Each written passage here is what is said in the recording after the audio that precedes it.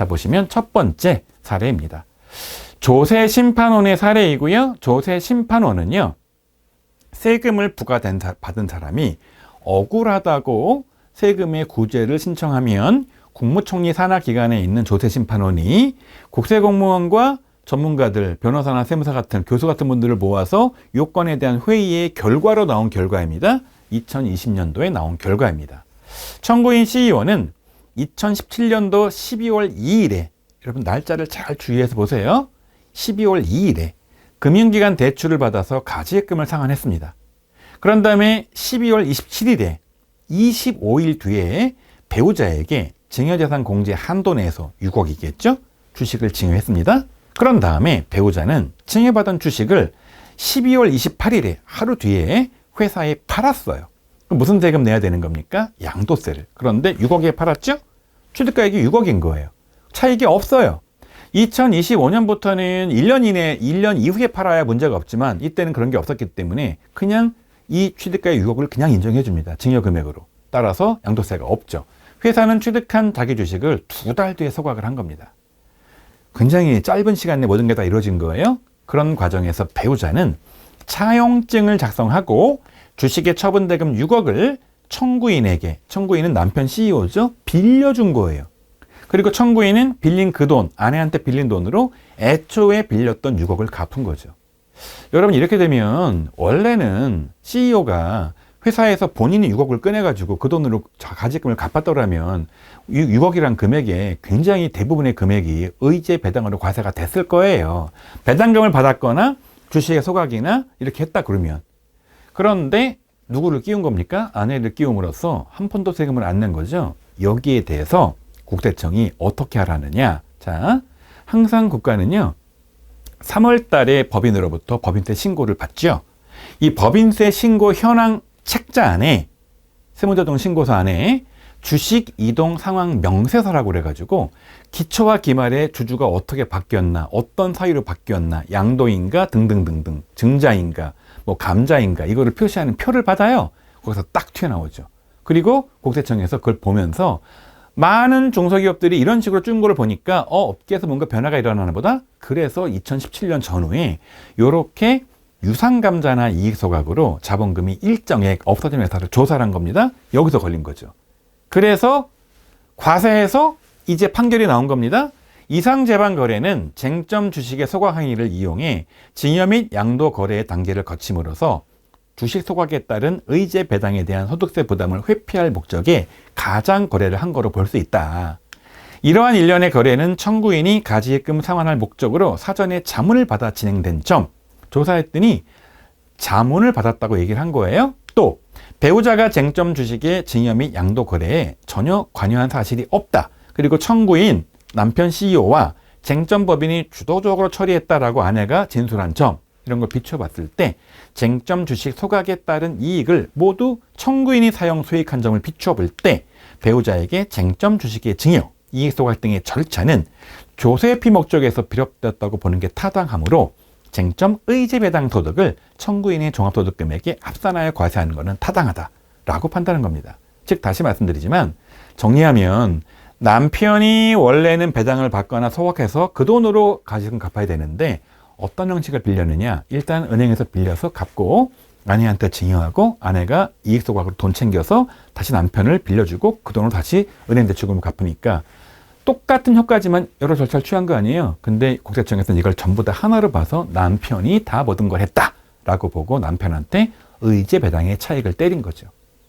여러분, 그러면 남편 입장에서는 6억을 챙겼고요. 아마 주식의 취득가액은 5천만 원 전후일 거예요. 5억 5천만 원이라는 금액에 의제 배당을 때렸으니까 2천만 원까지는 괜찮지만 나머지 5억 초반의 금액이 금융소득 종합과세로 40% 넘는 고액의 세금 2억 이상 때렸겠죠? 억울하다고 이의 제기했더니 조세심판원에서 맞다고 얘기한 겁니다. 여러분, 이제 이거를 피해가려면 어떻게 되는 거냐? 법원에 가서 소송해서 1심, 2심, 대법원까지 가는 수밖에 없을 것 같고요. 이거랑 유사한 과세가 되게 많았기 때문에 아마 지금 소송이 진행된 걸로 보여지고요. 결과가 나오면 제가 나중에 실전 부가세금 책자와 영상에서 업데이트를 해드리겠습니다. 자, 그러면 추가적인 사례 하나 볼까요? 자, 이번 사례는 2023년도 수원지방법원의 판결이고요. 즉, 법원의 1심 판결입니다. 자, 제목부터 보시면은요, 이익 소각에 대한 의제 배당 과세 취소 판례입니다. 즉, 국세청에서 의제 배당을 때렸더니 이익 소각 때문에 법원에서 취소해라, 이런 내용이죠. 자, 판결문 내용부터 먼저 보겠습니다. 피고가, 여기서 피고는 과세당국, 국세청 세무서이고요. 원고는 과세당한 CEO들입니다. 자, 피고가 2021년 6월 23일 원고에 대하여 한 2018년 종소세 2억 4,900 정도 가산세 포함의 부가처분, 원고의 아들한테 부과한 2019년 종소세 2억 2,700 정도 가산세 포함의 부가처분을 취소한다. 각 처분의 경위를 보니까 원고는, 여기서 원고는 다시 말하지만 과세당한 CEO들이라 그랬죠. 원고는 주식회사 땡땡의 대표이사로 76% 정도 보유한 주주이고 원고의 아들은 21% 정도 보유한 주주다. 그런데 원고는 2018년도 4월달 배우자에게 9,900주를 증여하고 배우자는 상증법에 따라서 평가해서 5억 9,500 정도로, 자, 주당 6만 원 정도로 증여세 신고를 했다. 물론 증여세 안 냈겠죠. 그리고 주식회사 땡땡은 2018년도 4월 27일 4월 1일 날 증여받고 4월 27일이니까 거의 20 며칠 만에 주총 결의해서 이 회사가 이 9,900주 5억 5,500 정도를 몽땅 이익이랑 소각했다. 그리고 이 원고의 아내는 그 5억 9,500 받은 걸 가지고 회원권도 사고 오피스텔 사고 카드 대금 내고 휴대폰 내고 등등등 썼다라는 겁니다. 그리고 원고의 아들은 2019년 또 그 이후에요. 10월 달 자신의 배우자에게 주식 7,500주 증여해서 5억 9,300 정도로 보고 신고해서 증여세 신고하고 세금은 안 냈겠죠? 땡땡 회사는 11월 18일이니까 한 달 좀 넘게 지나서 주총해가지고 그 주식 7,500주를 5억 9,300에 매입한 다음에 소각했다라는 겁니다. 또 한편 그 원고의 아들의 아내, 며느리겠죠? 아내는 그 처분대금 5억 9,300을 가지고 남편과 공동으로 아파트 보증금 가지고 들어갔다라는 겁니다. 물론 이 보증금 할 때는 아들이 45%, 아내가 55%, 약간 비율은 다르지만 대충 반반 정도 했다는 겁니다.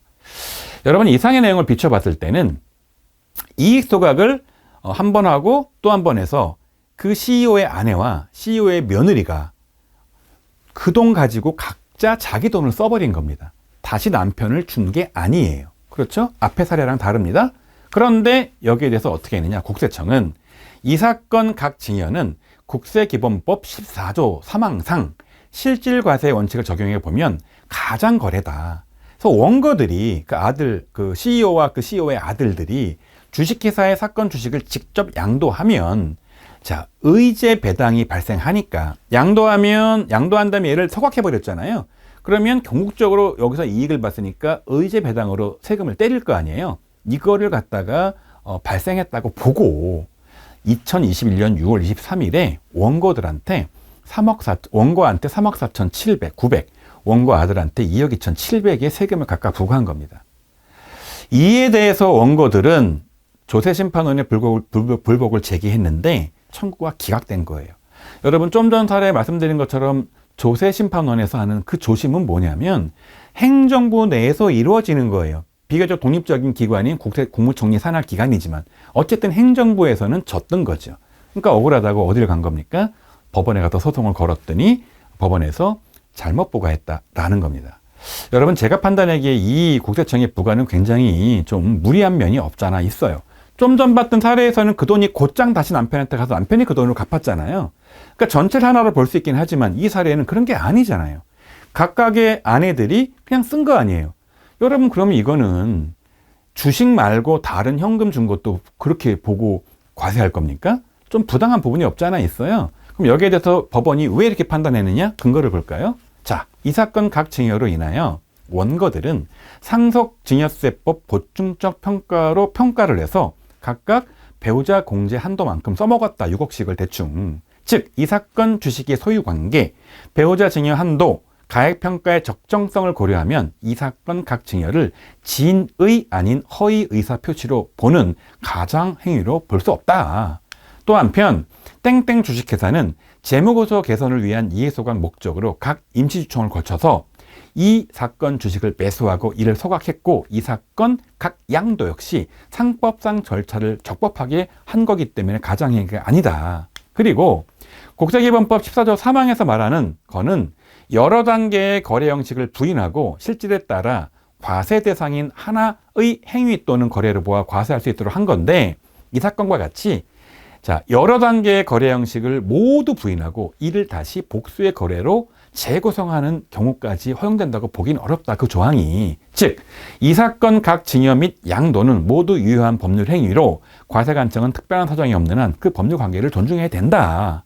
자, 원고 아내 주식 처분 대금 5억 9,500 모두 본인이 썼고 그리고 원고의 아들 아내 또한 처분 대금 5억 9,300으로 남편과 공동 명의로 자기 명의의 임대차 보증금을 썼는데 피고 그 국세청에서는 이 양도대금을 원고들에게 귀속되었다고 볼 만한 주장 근거를 대지 못하고 있다. 남편들 줬다고 보지 못하는 거 아니냐.